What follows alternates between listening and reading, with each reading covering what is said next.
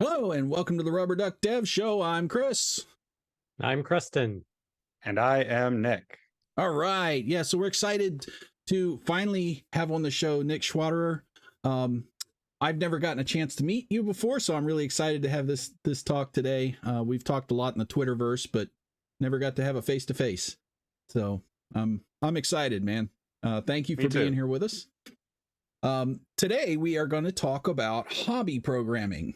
So that's going to be probably a wide-ranging discussion and probably lots of fun, but we'll find out what happens when we get into it. But before we get into the meat of the show, week in review. Creston, how was your week?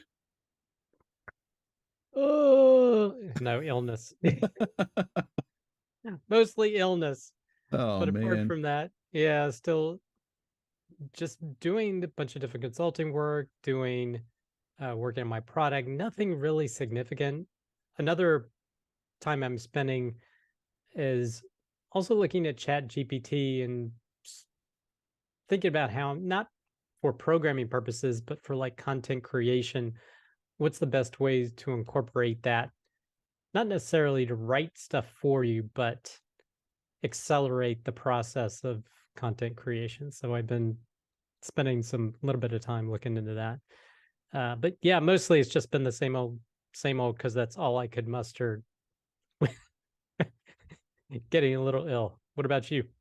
I have been, well, it's been kind of a headless chicken type of week for me, just all kinds of little things bouncing around all over the place. But I released the initial cut of the GraphQL stuff, so that's to our front end team, so they can start playing with that. And we managed to cut a nasty API call, REST API call, from 20 seconds down to about 1 second with GraphQL. So that was a really happy thing. Hey, Colin, welcome to the show. Oh, sorry you're sick, man. Hate that. I feel you. It's going around the Ruby community. Yeah, apparently it's that Ruby sickness. Yeah.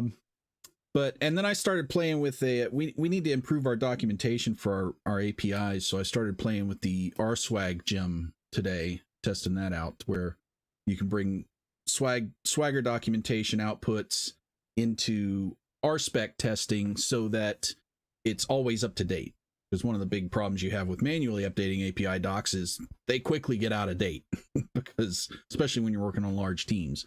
Oh, we forgot to add this thing that we just added, and so I'm looking to automate all that. I actually find that interesting because in my experience, when I set up a GraphQL, it's self-documenting. And our REST APIs. Okay, all right, yeah. Gotcha.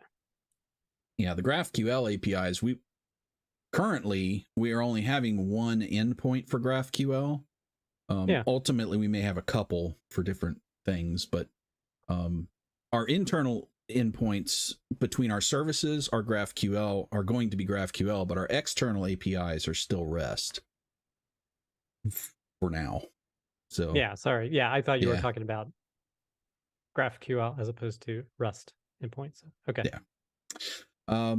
So that's what I've gotten to play with. Nick, how about you? What's cool in your world? Yeah, this last week's been pretty good. I got back to the and I'll just double check y'all can hear me okay and all that. Okay, cool. Yes. Had some pairing today, and we were playing a little bit of the hokey pokey with Who Is It? And it wasn't me. Like, I was running, we were like getting other people in the call, like, we're fine. Okay, it's you. And so, okay, but I've got that paranoia. Anyway, yeah, this week, you know what? How would I highlight this week? Getting back to the craft. You know what I'm talking about? Mm-hmm. Is that like like getting back to like I don't know, some people may have been like hacking from when they were 10 and it was up, but like I started as an adult, and I remember that feeling, like Ruby and making things happen. Mm-hmm. And then, Rails, and like very quickly doing the same boring things, but it's not about the tools. We aren't focused on that. It's about, what am I making with the tools? Why am I back to the craft? I mean, there's the work stuff I get paid for, and it's exciting and interesting. Yeah. But this week, Shopify had, I don't know if we say externally, but I don't think it's a secret, was a Hack Days week. So on the Monday, we had our annual thing we call, like, a lot of companies have this, like a summit. So where we Mhm. just kind of year in review, hype. It is nice at my org, I'm actually into it. Like there's been places where I'm like, oh, we got to listen to corporate, like flog, whatever it is. But that was quite nice to focus on that. But then they bolted 3 days onto that for a hack days. And I might actually talk what we dug into a little bit later, because Mhm. it actually touched on open source. Oh, cool. But it was just so fun to be with, you kind of pitch your idea and either no one joins or some people join. I got a 10-person team out of it. And Wow. I only knew like what, 2 or 3 or 4 of the people. And we just all rallied around this idea I had. I ran it. And literally within an hour or so before the show, we wrapped up our final day. And my brain is fried. I'm glad to be here though. Hopefully I'll be, have a good mind to talk more about code. But like, it was just, man, like you can't do this 200 days a year, but 3 or 5 days every few months. Oh, it's such a good feeling. Like I learned Yeah. so much more in those 3 days. So energized and like, yeah, now I remember why I say if I won the lottery, I'd still do this in some capacity. Yeah. Building and learning is so fun when it's raw, but you have to force it. Like if you're a decade or more, or even 3 or 5 years or more in this industry, you can just get used to it. Like, oh, gotta fix the tests. Yeah. We gotta Oh, here's integrate with another this thing. JavaScript thing I got to put together. And Now we're taking out the JavaScript. We're changing databases for some reason that I don't agree with, but we got to go do it. Yeah. yeah. None of this Yeah. is Shopify stuff. I'm just saying, like, Right. Well, this is the common industry stuff that you get burnt on real bad. But I get what you're saying, getting back to the craft. That's one of the reasons I took up the Dragon Ruby and started doing game programming with Ruby, because I love the language, but I was getting a little burnt on web app development. It's like, okay, let me get Rails out of here and try something different with Ruby and, have fun with it some more. Was Dragon Ruby, didn't you have something just the other day? Because I got a message from a former coworker, Stocksy, James Stocks here in town. Stocksy, I hope you don't mind me saying your name on air, by the way. I didn't ask your permission. But saying that, like, oh, you're going to be on. I was just watching their Dragon Ruby stuff. So, yeah, that sounds cool. I started doing a live coding show with that on Tuesdays because I thought it would be fun, and I wanted to do something different with Ruby, and game programming seemed like a fun thing to do with it. So. Yeah. I got to remind people, Ruby is just a general purpose language. You can do, like, there's certain things that we've, like, back in the day, like, I'm into my Ruby archaeology, which isn't really the topic for today, but reading through the old stuff, people didn't get paid to write Ruby for a while. Yeah. They were writing it like, hey, all right, we've done our Java for the day. You got some of that Ruby? I'm going to write a couple gems tonight. Don't tell anyone. Yeah, it was like the dev crack of the early 2010s, 2009. But yeah, so this is probably a good segue to what we were talking about, because this is really, I think, kind of what we're wanting to get into today, and that is hobby programming. So let's start with kind of define for us what you mean by hobby programming. Yeah, like I'll kick this off, what I mean, and then I'll pitch both of you a question as well, because this is something I love asking people, and I might tell you like things I've heard too. So when I say hobby programming, I mean programming that is not during work hours.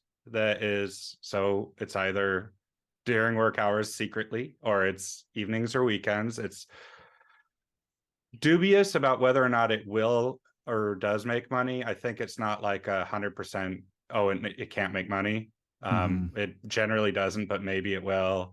The stuff that you really want to do. Like if I had time, I want to build this, or the things that you sneak into. And but the big question, this is where I'd love to start with, is if you're really into guitar, like a guitar player, you go in, you write your code 9 to 5 or whatever your hours are, you maybe eat, and then you go into your little office, you plug in your amp, maybe your headphones if you live near people, or your garage, and you just shred, you do whatever you want to do, and you don't feel bad. But if I work 9 to 5 writing Ruby code, and then I eat my dinner, and then I go into my room and I open my laptop for more Ruby code, there's this part of my brain that's really big on work-life balance and not burning out and not overdoing it, that like, ooh, this is the same activity, just different. And how do I manage like not, because there's times where I like went a long time without writing it on my own, and that was actually bad for me.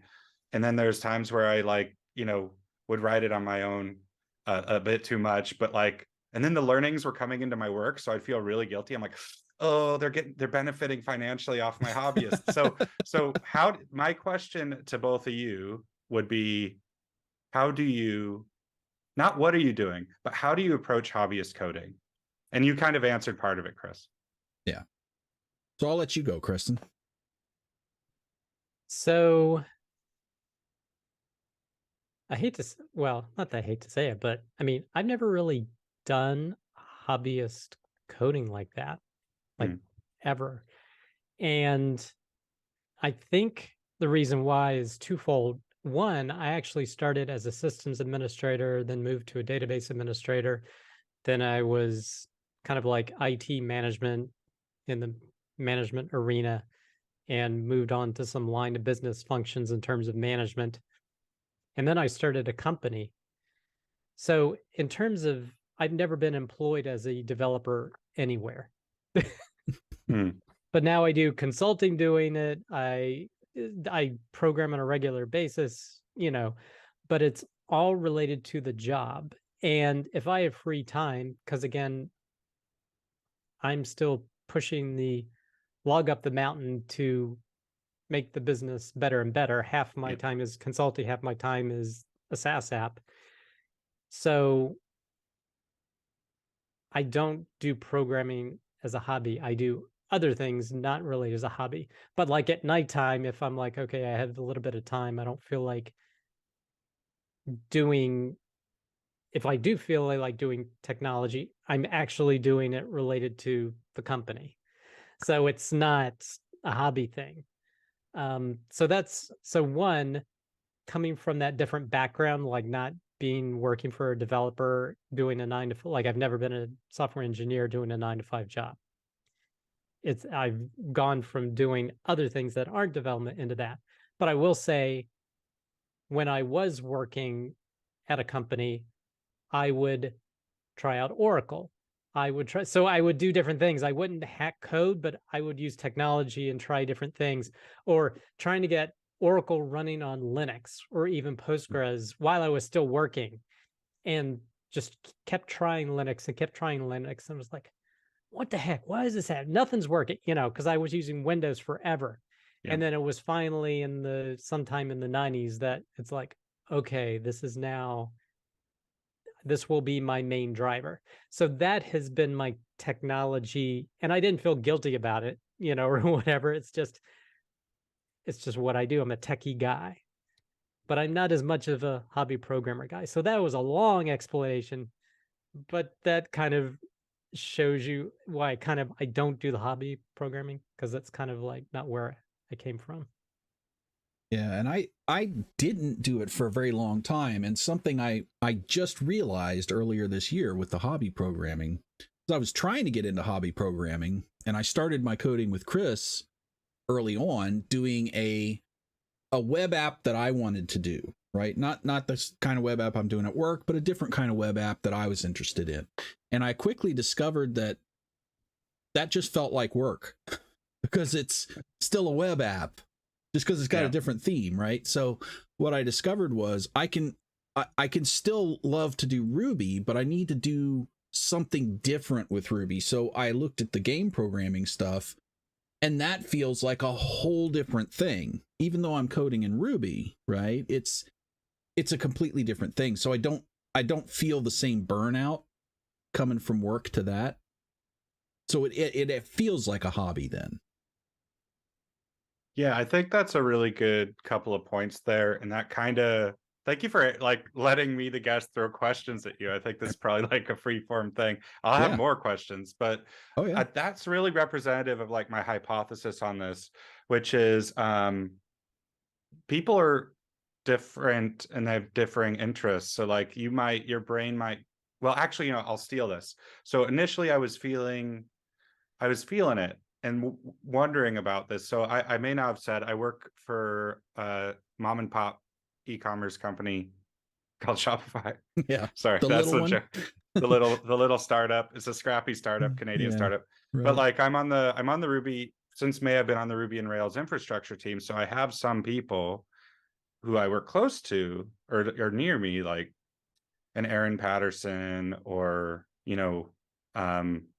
we've got Raphael, Jean, some of these core team members that like when they're not on the clock, I just see so much that I could never like just attain, like so many things they maintain and like dig so deep into, like not even one of them do I feel I could dig deep enough to have an impact. And I'm just like, how are they doing? Kevin Newton as well on my team. I'm just name dropping them because they do public things. I'm not name dropping people privately. They have a public presence where they say what they're doing. Sure. So, like, oh, here's a syntax tree. And by the way, I whipped this thing up on the weekend, and they're so accomplished. But me, I'm like, I love this stuff, but I really, really want to, like, I'm the person at 5 p.m. Slack's off. I don't have notifications or anything on my phone. I've only put Slack on my phone because I quite like this new thing where at like 8:40 in the morning, or when I'm going to make a coffee, before I sit down, I look at Slack. So it's kind of like I don't have the fear. I'm like, okay, I know what's happening, but there's nothing I can do about it for at least 10 minutes. Yep. And then my brain kind of sorts it and thinks about it a little longer than because it used to be really intimidating sitting at my desk because I live in Europe. So there'd be a bit more to catch up on. Right. So anyway, I'm very protective of my time. I take my holidays religiously, and I tell other people too, especially if you have a flexible leave. I'm like, if like we're not running a business, we're working for a business, and we need to take the time. So how do I balance this with this Ruby thing? And I asked the head of Ruby and Rails Infra is an engineer called Mike, or manager called Mike D'Alessio.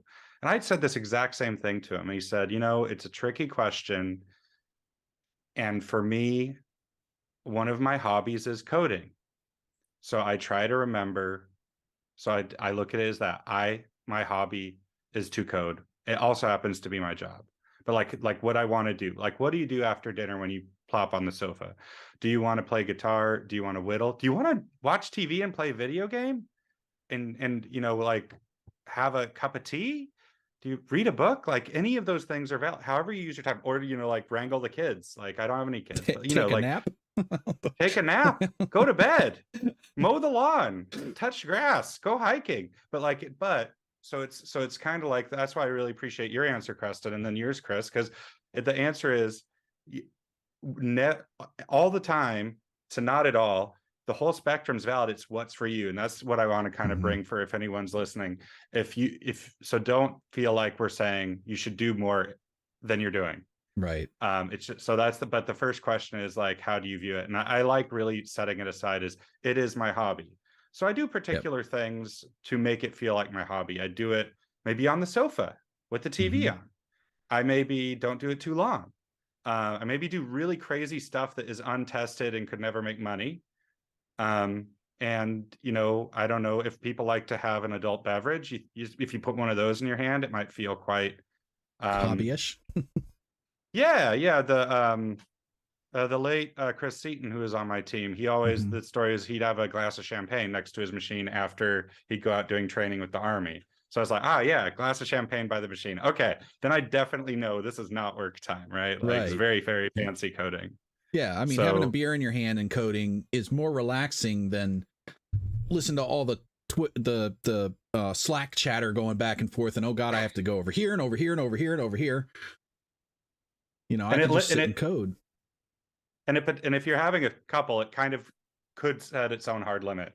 Yeah. Isn't there the diagram, like maybe XKCD of like, in theory, BAC with like output? I know not everybody drinks or anything, but I'm just saying, like, that is a hard limit. So it's just like, you're not going to be writing much use, and it's not going to be going in. So you're going to have to kind of just go and enjoy your life. But yeah, so even though I'll be talking a bit about hobbying today with you, anyone listening, you definitely, like, and I think there is a thing, like, when we're on the job, whether it's for a business that we have or an employer, it does come in anyway. like you say, explore that API, explore that integration, or, you know, the more senior you get, you're trusted to go do that yourself. Yep. And it secretly might be fun, right? Yeah. Yeah, like this new gem I'm exploring. I haven't ever played with tested documentation stuff, so it's something that I was looking forward to. You know, this was something I was looking forward to all week. I get to go do this, you know, so that was kind of hobby programming at work for me, but it's for work, right? So you're saying about Swagger, right? Like, I'd be interested to hear more. So Swagger is it a Ruby related tool, or is it a generic tool to generate documentation off REST APIs? Well, it's a generic kind of hosting type thing. So it uses now, it uses the, what is it called? Open API 3.0, the documentation spec for APIs. And it kind of turns it into pretty, right? And so you can go in and I can't remember if Stripe uses Swagger or if they just are very much like Swagger, but it does that type of documentation where you can actually go in and run the docs, you know, run the commands, run the APIs, see what they do, how to pass stuff. And it's got good documentation. So I'm using a gem called RSwag that you know, generates RSpec tests for this documentation for your endpoints. And what it's supposed to do is now I can just, you know, tell it there's a rake task to gen the JSON for it, but it's also in part of your RSpec test suite so that you make sure your docs don't ever get out of sync with your actual code, and it can help keep things in line. Because that's a perpetual problem, especially with large teams. You know, documentation, your external documentation staying in sync with how fast your code is moving is really hard to do. Yeah, it's a hard job. Like, I even think, you know, I've had to maintain where you go to the markdown file, like really bare bones, and update this is what the endpoint looks like. Here's what you're putting in. Here's what you're getting out. And every time you touch that code, like, you need to have the little tick, needs doc changes. And what if you mess it up? So I think, and it's something that really suits code gen. And in fact, I'll drop something here that might nerd snipe you. Cool. RubyConf Houston just released their talks in the last day or two. And one of the talks, was from Chris Avia. Or sorry, is it CJ Avia? Sorry, CJ Avia from Stripe, talking about documentation code gen. And he does a lot of screenshots of internal Stripe code. And I was like, oh, that's cool. Did you have to run that by? He's like, no, I just ran with it. I'm like, oh, cool. This is like a real sneak peek into Stripe, because it's code gen, right? I don't know if, you know, what he did is like, oh, I'll definitely do that. But it's really fun to see him talk through the concepts, because I think they have a lot, right? I haven't actually messed with Stripe in years, but I think there's a lot for them to document in their business. Oh yeah, I'm sure. I mean, they got a lot of back end stuff going on there too, and they're very heavily API driven as a company. So, you know, that's kind of their bread and butter, is the API to the payment processing stuff. So yeah, but yeah, and you know, so I have a lot of fun with programming now, but like you were saying, I have a lot of hobbies. So I don't just do programming as a hobby. In fact, I only recently started doing programming as a hobby. And I think it's really important it's something you need to pay attention to, is the potential for burnout. If you're programming all day at a job and then you program it as a hobby, you want to be careful that you kind of don't end up making yourself feel like you're working for 16 hours a day. You know?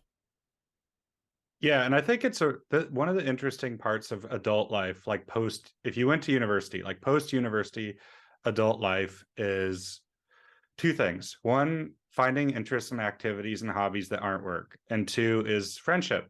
So like, some of these things just get thrown at you in your youth and early adulthood. But now it's like, I'm in my 30s, and I'm not just going to walk out into a coffee shop and find somebody like, will you be my friend? You know, like, it's a bit more involved than that. So that's a different talk. But the hobby one is really interesting, because we have more and more limited time.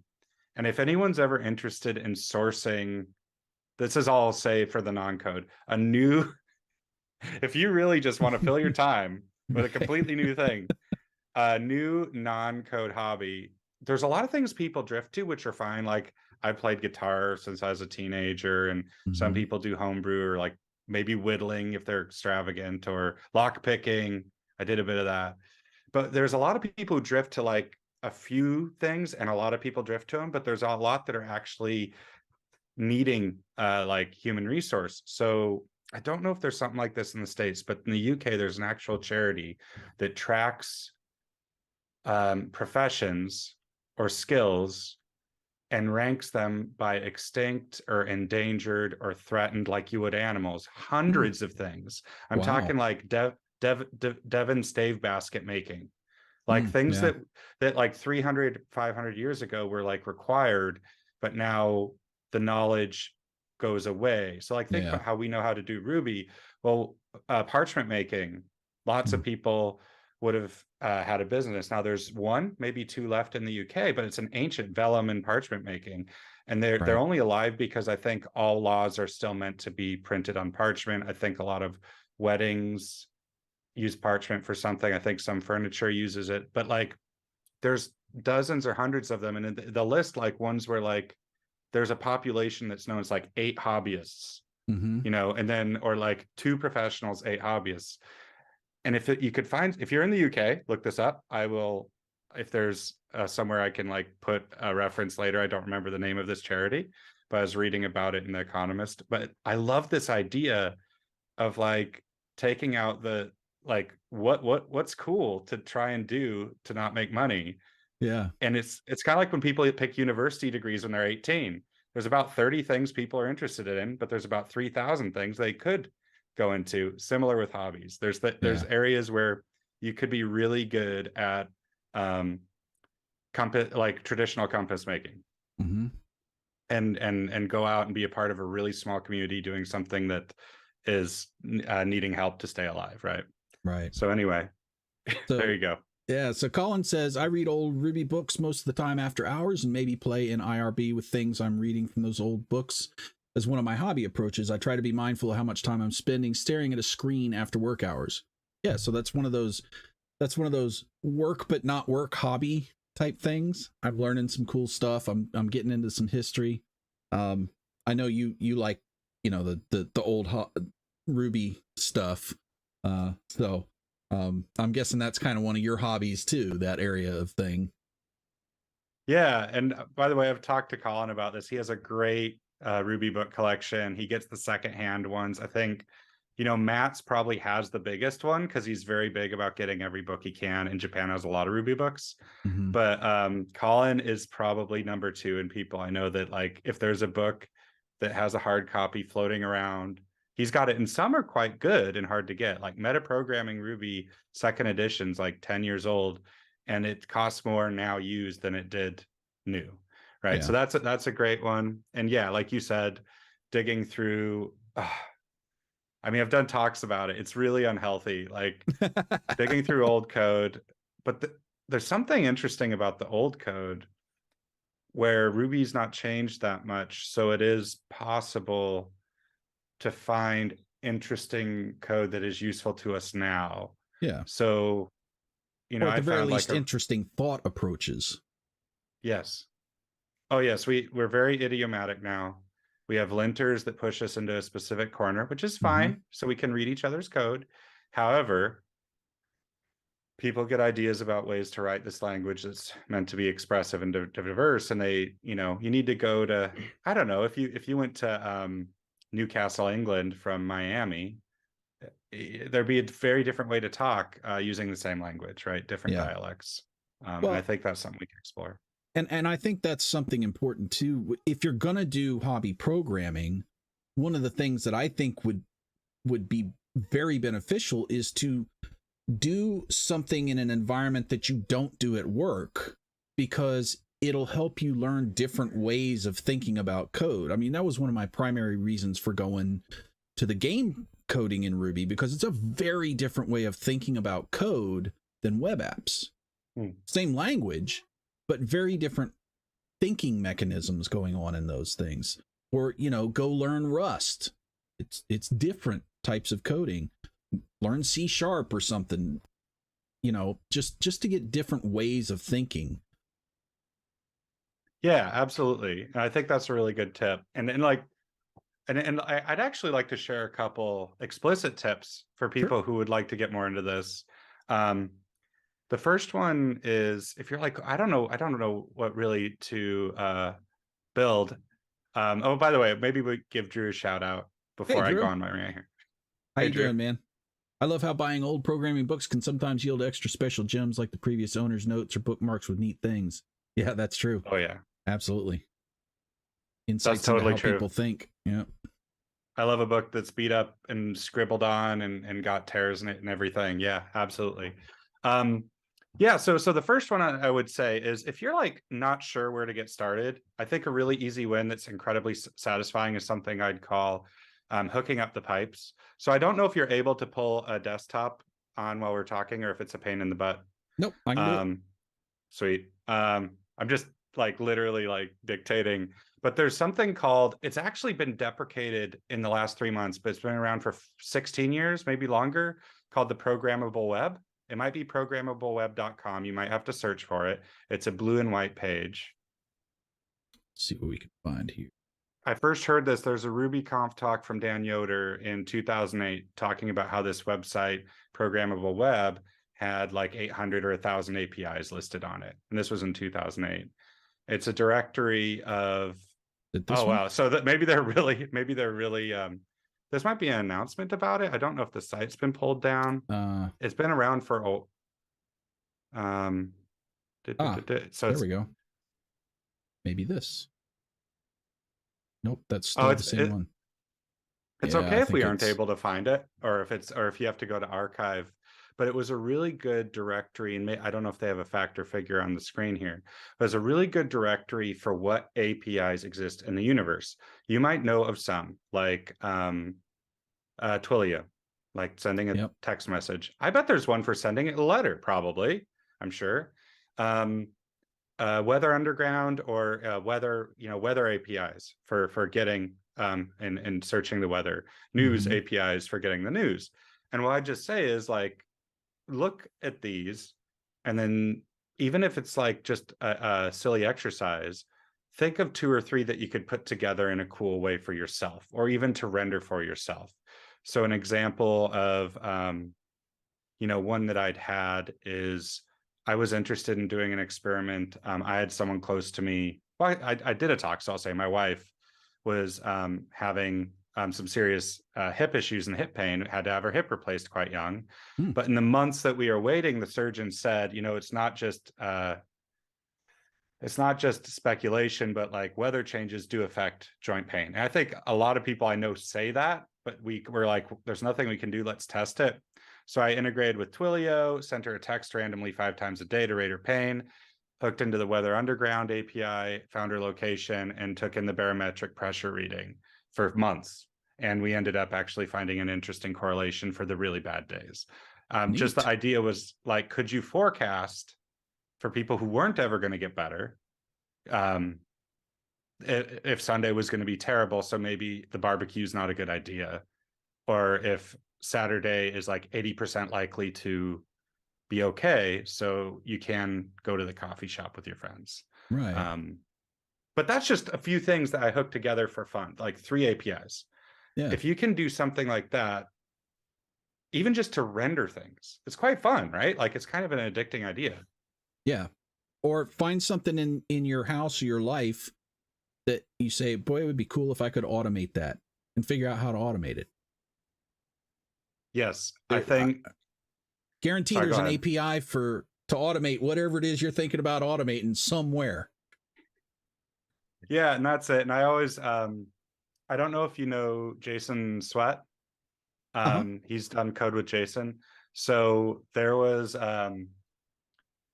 he and I had this like great debate, because I had it in my head that if I could like learn one domain, because like a lot of what Rails solves like are not, they're like micro data, micro users, high impact code and features.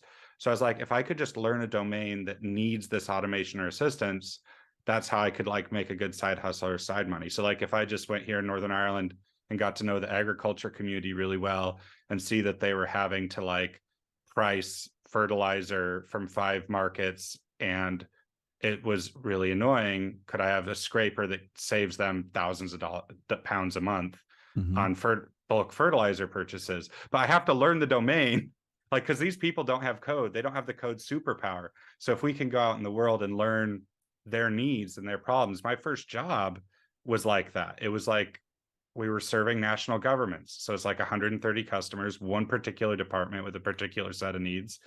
And it was too small for IBM to care about or Microsoft or whoever. Yeah. And we were able to make things really good, right? And I think so you could do that for yourself is basically a good one. You can automate. Yeah. Well, and now with, you know, all the stuff that you've got to, you know, like smart plugs and all that kind of thing, you can do a lot of really cool stuff. In fact, it's something I'm looking at playing with for my streaming, because there's a lot of things now where you can let the audience start taking control of some of your camera and things like that. Got to be a little careful with that, but you know, it's fun stuff to play with, you know, just because it's, hey, I wonder if I can do that. I'll go do it. And that's hobby programming. Now, I'm not going to make any money off of it, most likely, you know, but it's just a fun, different way of thinking. Sudo, what's up? Welcome. Drew says, if there isn't an API, then you've got a possible business idea. That's a fact, my friend. APIs are huge money now. You can figure out how to do one that isn't done. Yeah, it's totally true. So if you can, I mean, early days, I was even just scraping things all the time that didn't have APIs. And there's literally, if I put my business hat on for any of those things, there's something you could have made available to others. And so my second tip, and then I might go into some of the past things I really have done and maybe some of the things I am doing, if that's of interest to you folks. Okay. Sure. Because then we can geek out on those. Yeah.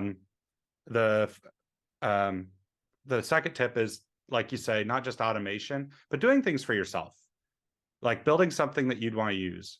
Maybe a certain app that you pay $8 a month for has only about a third of the features that you want. So why don't you build the third of the features for yourself? And it can be ugly. If you're a programmer like me, it can be ugly and very useful. Or just copy paste Bootstrap into it. Right. You know, just the CDN. Don't even install it properly. Yeah. I can just be mad and just deploy it. So that's the other tip is I use things every day that I build for myself. So. Oh yeah, for sure. Studio wants to know what our backgrounds are. Well, I'm a longtime small business web dev and desktop dev for 7 years, however many.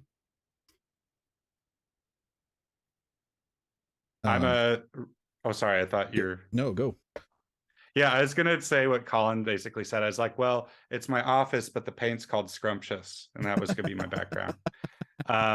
Yeah, so that is the name of the paint. We talked about that before the show. No, I'm a Rubyist. I wrote my, I guess you could say when I didn't have a CS degree. I laid my first line of Ruby in March 2014. So I think my Rubiversary is coming up soon, 10 years next year. I worked for 4 years at a company called Oceans HQ here in the UK, dealing with international shipping bureaus, and worked a few other places, some contracting, which was nice. Worked at Chef Software, and now I work at Shopify on the Ruby and Rails infrastructure chain. Preston's a professional ballroom dancer, so you know we have him in here for the color commentary, and that's. I've got so many paintballs I'm juggling. I have an identity crisis. So I do consulting and contracting with regard to Ruby and Rails programming, Ruby programming, Ansible, DevOps. I do Postgres. I have a show called Scaling Postgres every week that curates content, and I do consulting for Postgres. And then I'm running my own software as a service web application. So I'm doing all sorts of stuff. So there you go. That's us in a nutshell. So hobby programming, some more tips. Yeah, so essentially just really quickly, it's nice to meet you as well. Thank you Yeah. for being here. I really like Yes. actually seeing everyone and having the commentary. Normally it's like it's sometimes I can see people, but it's just the audio, or a lot of times I don't see anyone. So it is quite nice being here with you. Yes. So very quickly, because I'd love to nerd out about some of the current stuff, and I see that for like sure. I'm chatting too much. In the past, I was obsessed with bots. So like integrating with Telegram, having users being able to use Telegram. SMS was big. I built a lot of things that I like to use with an SMS interface, because back when 4G was worse, I loved the idea that you could just text something and it would be resilient in more places to work. So I created like an environmental disaster service where like you could get news and weather and searchable news via SMS. So like if the 4G would go down much before. SMS has a lot of properties that it can actually hold up a little longer and not blow up under the load. And if it can't get to a place, it can wait and then eventually get there. And then your server that may hopefully it wasn't blown up can get you the information. So as bots.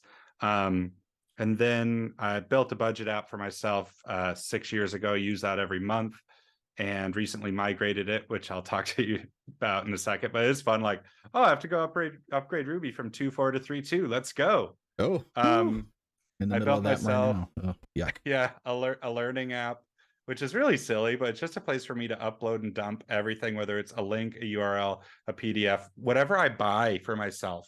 Because I never know if it's on Gumroad, some EPUB thing, LeanPub, a PDF, all the digital artifact, or a subscription to a web page, right? So I put all of these things on one dashboard for myself, but even if I have to upload a file.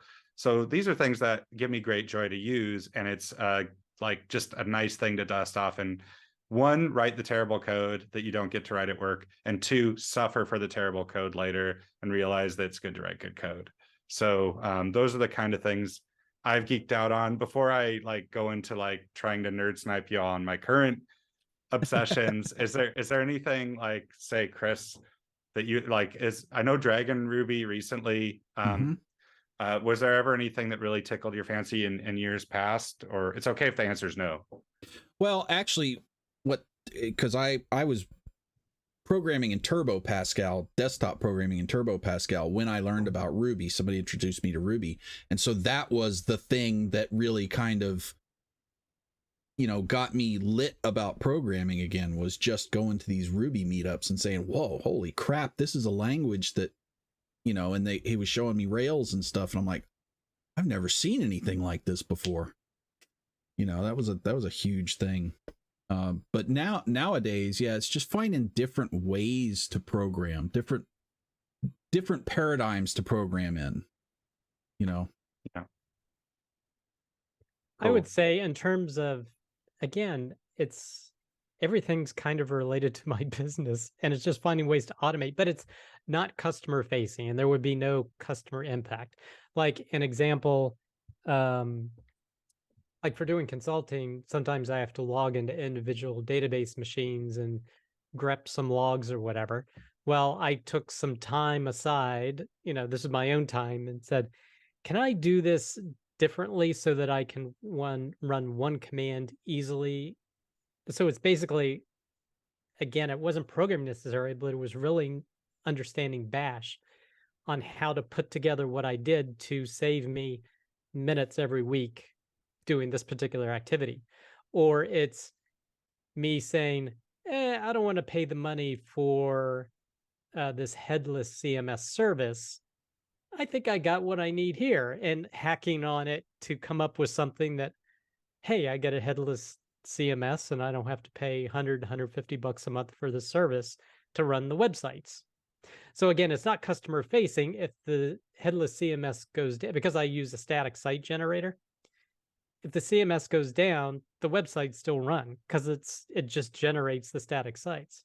So those are some things I've hacked on that aren't customer facing, but save me time, save me money, etc. Well, we've got an example from chat too. So Sudo said one of his friends hacked together this plain text sports site. Whoa. Which I think is great. I mean, if you've got a passion for sports and you like programming, mash those two things up and do something cool with that. And it doesn't have to be extraordinarily complicated, you know, but this is really neat that, you know, you can go in here and pull all this stuff together. I'm assuming he's probably using APIs in the background and just hacked it together and did cool things. That's so cool. That reminds me of a friend of mine who'd never written Ruby, never used GitHub. And on one like day on a Memorial Day weekend, I taught him, you know, set him up on GitHub, pushing it. So I went 2 birds with 1 stone, like sending your code up and writing it. And we would scrape the sports scores on BBC Sports for the soccer football here. And we just sat around and had a couple of drinks, and it would iterate and on an infinite loop. And whenever one of the values changed, it would go goal, and then it would read out the score. And we just sit and listen to it all day because there's normally like 30, 40 football matches going on at once, right? So you can just literally, oh wow, oh, they came back. Wow, they were really losing. Ah, cool. Yeah, I think that's awesome. Thanks for sharing that, Pseudo. Yeah, thanks. You know, hearing this, you know, we may get into this at some point, but I'm just reminded, if you are in school or you're learning programming, I think this is a huge benefit of doing hobby programming, because you need to showcase something that you can build all your own, like something like this example here. If you're looking for a job, being able to show what you've built in your hobby off time when you're not doing schoolwork or whatever, I think that super important for, you know, getting jobs and whatnot. But I will tell you, it's nowadays that, having been in the position of hiring devs, I'd be more interested in seeing that than in seeing that you graduated with straight A's from this university, right? I want to see what you did, not what you read. Yeah, I've not hired anyone, but I could see, like, it's just like, what are they making? Can we interact? Like, how are they? Obviously personality, but like, you know, it also shows that there's an interest in, like, hey, I want to make things, not just, I don't want to program. That's a side effect. I want to make something. Like you're reminding me of all these things I forgot. There was at my old university, there was a static HTML page which would list how many seats were open in each computer lab in the whole campus, like a 33,000 student uni. So there's like maybe a dozen places where there's computer labs of varying sizes. So again, I scraped it and created a heat map, so you could guess on what day of the week and what hour of the day and what room would you actually have a good chance of getting a computer, and it just auto updated all the time. But like, if I saw that from someone now, even if it was like however is format, I'm like, they are like trying to solve a problem. They are creative. They're enjoying it, you know, as opposed to, I don't know what you know, what else you'd see, but it's, I see this in others, like talking to you all, like, unfortunately, not everyone's the same with like, there's the dark side of tech, unfortunately. Yeah, for sure. Yeah. Yeah, as Pseudo said, he was a hobby programmer, no certs, no degree, and now employed. Yeah. And I think that's very indicative of the way like companies are trying to hire programmers now, at least in my experience, especially with small business. I mean, I work in a very large company now with Shift 4, but you know, most of my career is small business. You have to be very careful about who you hire, because you have to fail fast with them, because hiring a developer is a significant portion of the budget. And so you want to be able to see that, yes, this person is a problem solver. They like doing this. They stick with it. You know, they bulldog a problem and figure out how to get it done, and they're able to produce something. So I think hobby programming is important for, like you say, job looking. It's a big deal. And if you're at a big organization, again, I don't know, because I've never worked. Well, I've worked at big organizations, but not as a software developer.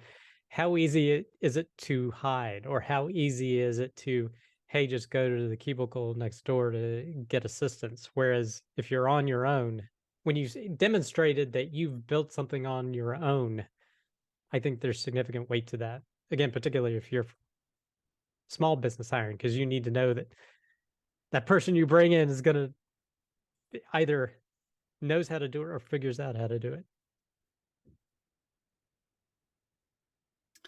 company I work for hires because of personality, not as much for skills. Obviously, if it's senior, then it matters. They say you can teach someone to code. You can, but you can't. Yeah, I'm not looking for the code or the syntax. What I'm looking for is the desire to solve problems. Yeah, I think I'm very interested in well, I'm a second career engineer. I think that's an interesting. I'm just wrapping up the book Range. I don't know if you've heard of it by something Epstein, but it talks about a lot of the science behind what we believe about learning and domain, like sharing knowledge across domains in our own applied use, and like a lot of myths around specialization. So like, there are things that really benefit. Chess is very good at the patterns are the same. And golf, similarly, even though it's a lot more variables, the ball is the ball, the club's the club, but there's a wicked world with certain like creative aspects where can you be thrown in something that's vastly different than anything you've seen before or ever encountered and handle it. And there's certain things that lend to that. So having a diversity of experience. So for example, like in the scientific community, if you look at the ones who are actually the top 1% as far as like getting the awards and laureates and things like that, they generally tend to have an interestingly spotty background.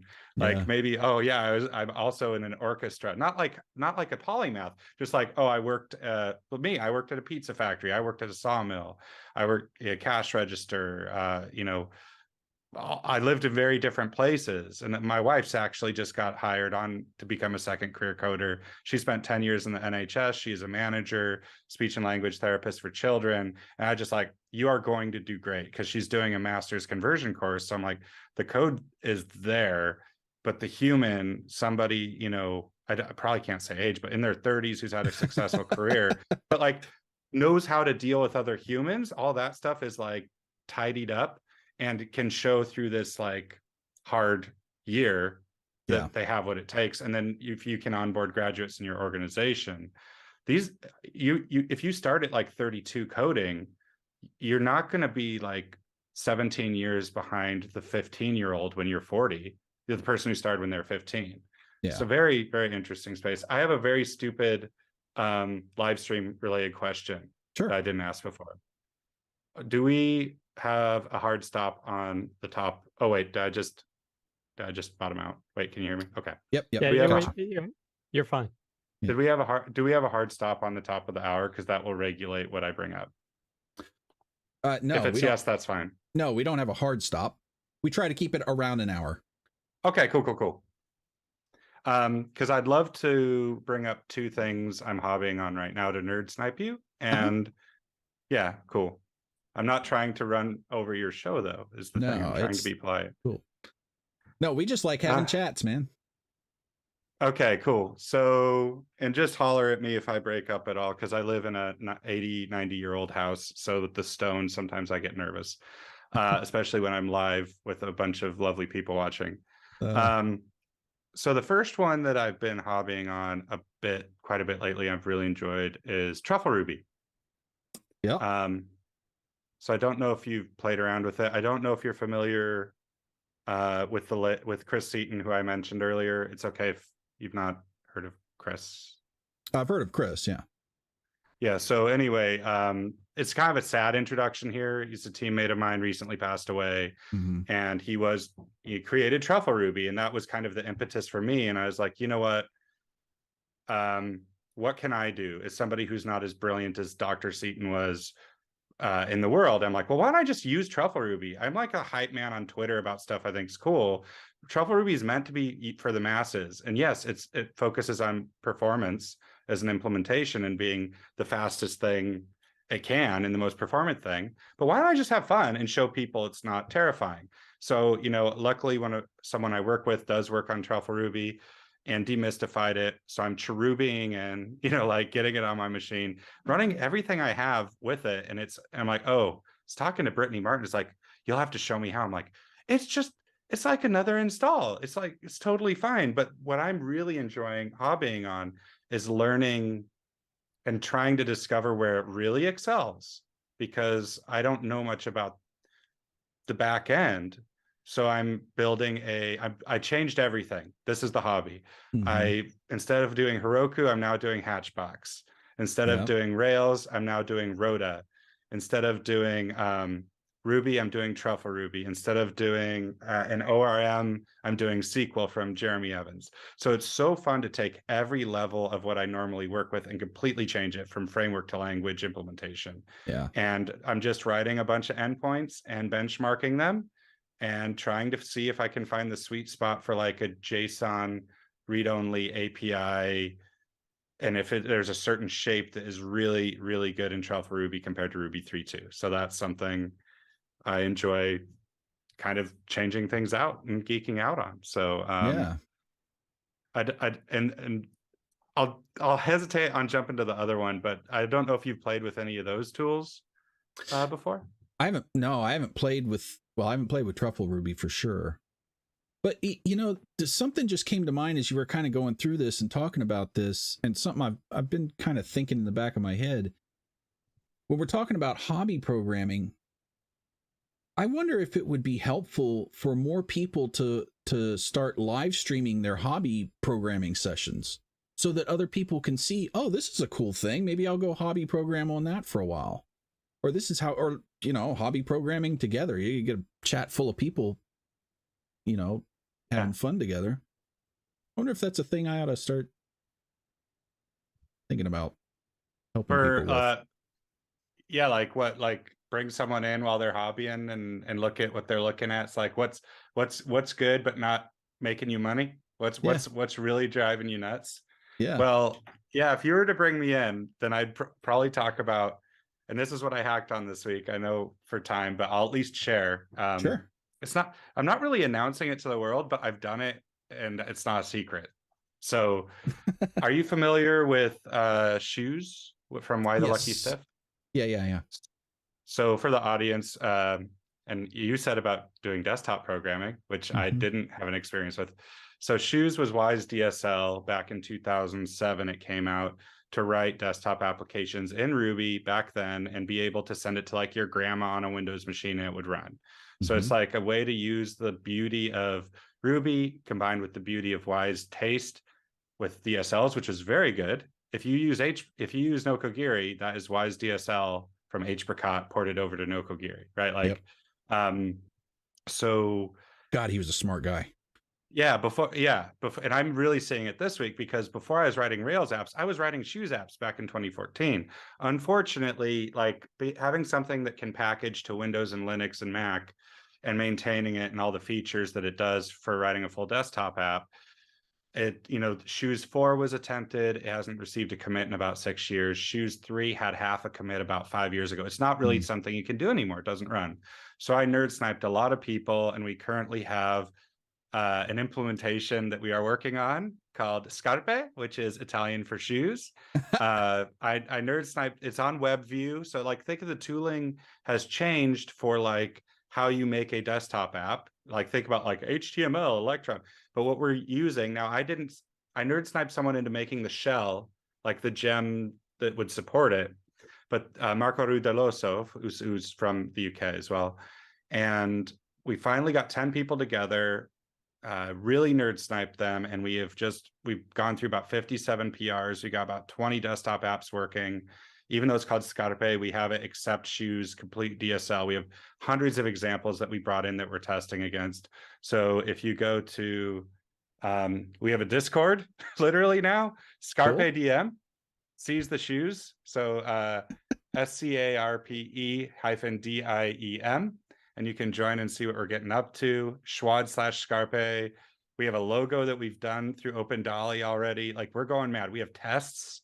We're like really doing this. We want it's early implementation stages, but what we want is like you to start seeing at conferences by the end of the year talking about like not worrying about the back end tech, people to be able to easily write desktop applications. So you're talking about Dragon Ruby. This is like bailing on web as well. So what can you write for yourself is on the desktop? And then the packaging will be later in the year. Hopefully we haven't looked at that yet. You do still run Ruby myapp.rb, but the packaging, so you can send it to your dad with a Windows only machine or your cousin on a Mac, and none of them have Ruby, but they can run your app. That's what we want. And it's a beautiful way. We don't have to change a thing. Like the rule is don't change Wise DSL. Now he doesn't have like a pickaxe book level spec, so we have like 100 sources of knowledge we're combining. But his manual is called Nobody Knows Shoes, and it's as beautiful as the Poignant Guide. It was really artistic. And anyway, you can see me getting hyped about it. This is what I've been doing for the last 4 days. So keep your eyes out for it. We'll have to have some sidebars on this because I'm now interested, because Dragon Ruby, it runs on mRuby, so it's embedded Ruby, so it's compiled to everywhere, right?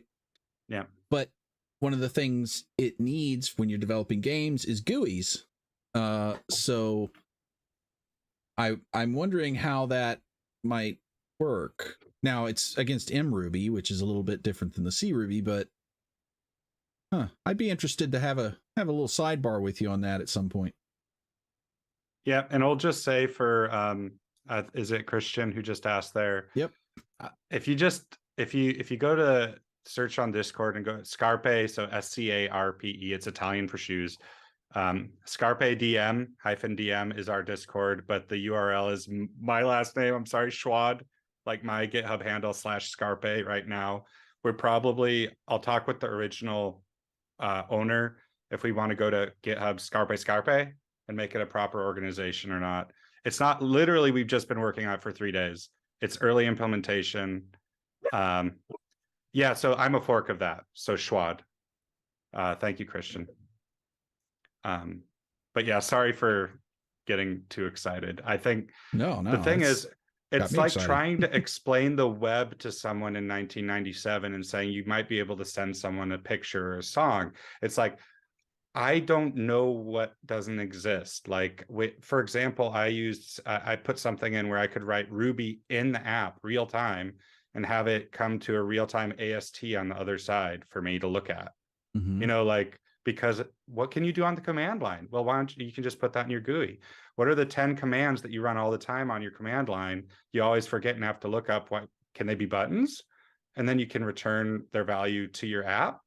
Or the big hack is like, you know, when you go online and no one who knows anything about command line hacking, it's like, I need to rename all my files on my machine to remove like the first 4 letters of 300 files, but I don't know how to program. You can make 20 of these things where you're like, well, it's like a one-liner in Bash, right, or system call, right? And then you can just make that an app and you can package it up and share it with people. It's like Discord, you say about APIs, Discord has an API. Like I was saying today, I could literally go on Discord on my app and just have it point to the general channel and just type and send messages back and forth and receive them.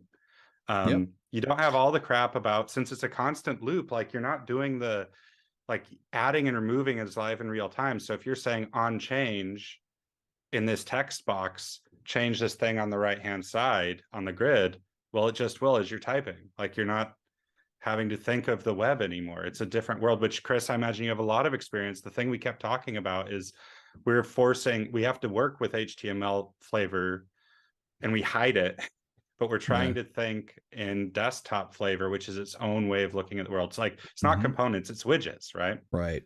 Yep. So yeah, anyway, if anyone's interested, there you go. Yeah, well, that's, oh my gosh, I could probably sit here with you for another 3 hours and keep geeking about this stuff. But my wife would get, a little upset that I missed dinner, I suppose. I hear you. So we're gonna wrap this up. Thank you so much, Nick, for coming. This was a blast, and I hope we can get you back on here again to talk about some other stuff, because you're a fun geek to talk to. Thank you. Yeah, absolutely. Hope you guys enjoyed that. Thank you, chat, for being here with us. If you liked it, please consider like and subscribe and follow if you're watching on Twitch, because we do go both YouTube and Twitch. Those things are free, but they make us feel, really loved. So, give us a follow and a like and a subscribe. If you want to talk to us, I'm usually over on Twitter. You can find me at Ducky Dev Show over there. Subscribe on YouTube, Twitch. We have a Discord. You can find all the links to all that stuff in our Twitch channel. You can also go to rubberduckdevshow.com, sign up for the newsletter, which right now is just letting you know when we've put the official episodes out. We don't spam you because, I don't like spam. But we will let you know there. You can also find the audio podcast version of this show everywhere that podcasts live. So your favorite podcast provider, you can find this there. Again, thank you, Nick. I had a blast today. I hope everybody in chat enjoyed it, and thank you for coming and talking with us. And we will see you next Thursday with our friend Drew Bragg is going to talk to us about motivating yourself and getting stuff done. So we'll see you then. Hope you guys have a great week. And until then, happy programming. Happy programming. Happy programming.